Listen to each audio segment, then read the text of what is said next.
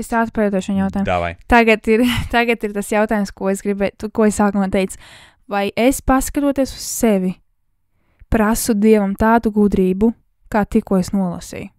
Vai es prasu gudrību, kā parasti Dievs dod man gudrību visā šajā dienā, vai es reāli dzenos pēc gudrības, kā tur ir rakstīts, jo tās ir divas atšķirīgas lietas. Tāpat kā, piemēram, mēs prasam ikdienā, Dievs palīdz man būt labai sievai. Es tā neprasu, es prasu vīram. Jā, bet tas nemaina faktu, ka man konstanti ir jāpiedomā par to, ko es saku, ko es daru, kā es reaģēju, ko es runāju par savu vīru, ko es domāju par viņu, ko es domāju par sevi.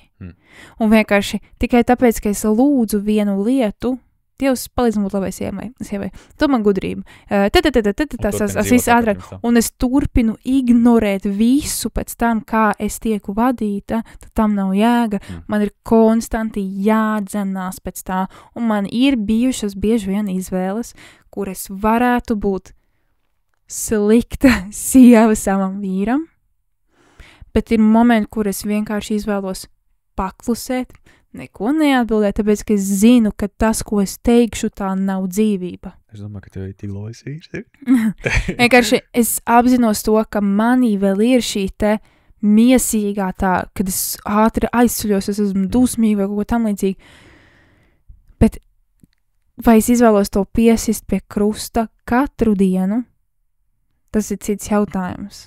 Un tas ir jāmācās. Un tas sākumā varbūt tas var nākt viegli. Es ticu, kad ir kristieši, kuriem ir tiešām, viņi pēc ūdens kristībām, viņi ir citi cilvēki, viņi ir mīlestības pilni, viņiem viss ir vienkārši, viņi lido. Tā ir. Bet tas nenozīmē, ka ir brīži, kad man gribās vienkārši paņemt un, riktīgi. Samīļot. Jā.